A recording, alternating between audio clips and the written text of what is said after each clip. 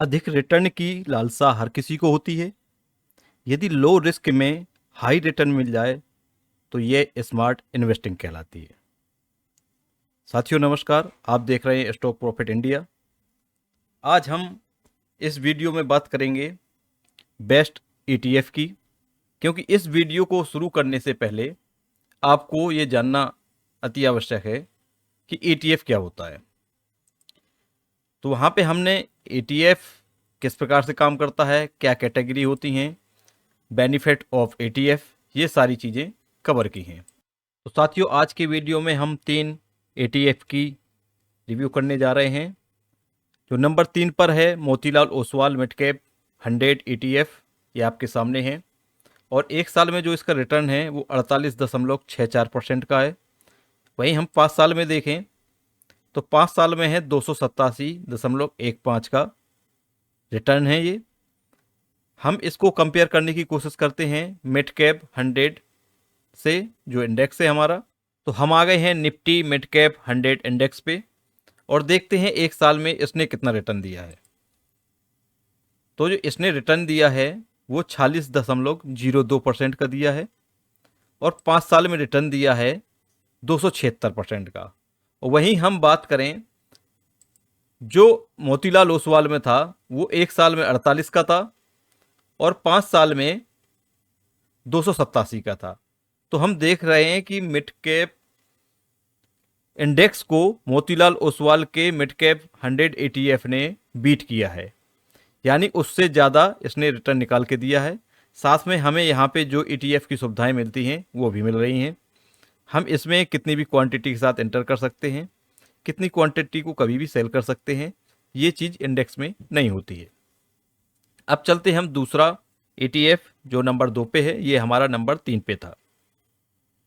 तो नंबर 2 पे जो ईटीएफ है वो है Nippon India ETF Nifty mid cap 150। साल में इसने रिटर्न दिया है 46.87% का।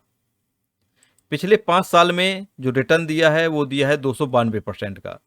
तो यदि हमें लंबी अवधि में एक ज़्यादा अच्छा रिटर्न मिल रहा है तो वो ज़्यादा बेहतर माना जाता है, इसलिए इसको हमने नंबर 2 कैटेगरी में रखा था, नंबर 2 पोजीशन पे।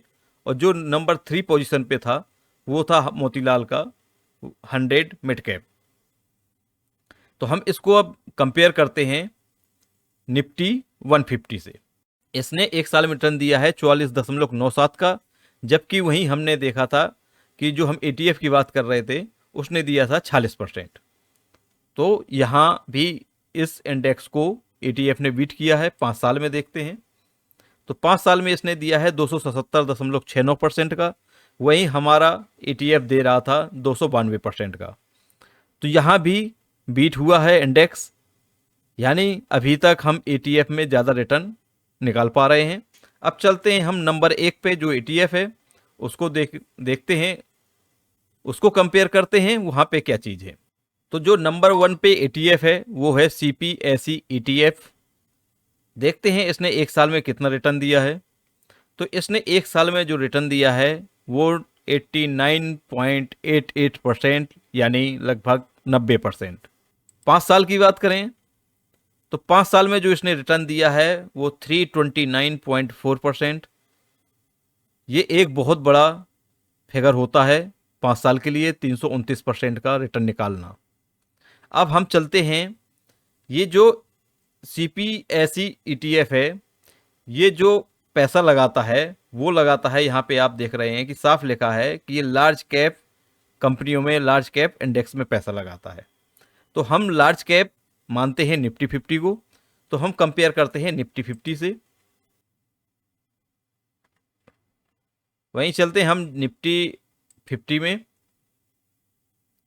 तो निफ्टी 50 ने दिया है एक साल में मात्र 28% मान लें इसे रफली, 28% का रिटर्न दिया है, वहीं उसने दिया है 90% का। अब देखते हैं 5 साल में इसने कितना रिटर्न दिया है। यदि हमने इंडेक्स में पैसा लगाया होता तो इसने दिया है 124% का, और वहीं आपने देखा कि जो हम, तो निफ्टी 50 ने दिया है एक साल में मात्र 28% मान लें इसे रफली, 28% का रिटर्न दिया है, वहीं उसने दिया है 90% का। अब देखते हैं 5 साल में इसने कितना रिटर्न दिया है। यदि हमने इंडेक्स में पैसा लगाया होता तो इसने दिया है 124% का, और वहीं आपने देखा कि जो हमारा ETF था उसने 300 कुछ पैसे था, हम वो भी चलते हैं देखते हैं कितना दिया था, 329% का दिया था। तो आप समझ सकते हैं यहाँ कितना बड़ा अंतर आपको दिखाई दे रहा है। ये है ETF की पावर,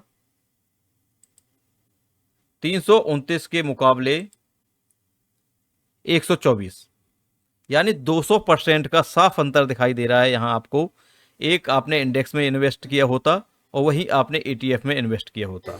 तो आज हमने ये 3 ETF आपको बताए जो कि बहुत हाई रिटर्न दे रहे हैं पिछले 5 साल में, और पिछले 5 साल का जो एवरेज होता है वो कम नहीं माना जाता है। एक साल में हम मान सकते हैं कि किसी ने ज़्यादा रिटर्न दे दिया, लेकिन 2 साल देना, 3 साल देना, लगातार 5 साल देना, यानी उसमें एफिशिएंसी है कि वो आपको अब बेहतर रिटर्न आगे भी दे सकता है।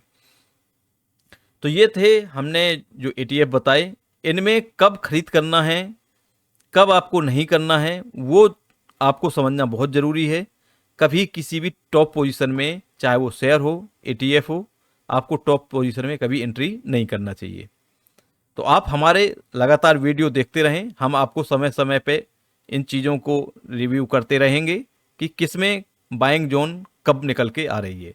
चलिए मिलते हैं नेक्स्ट वीडियो में न्यू इन्फॉर्मेशन के साथ। तब तक के लिए बाय बाय, टेक केयर।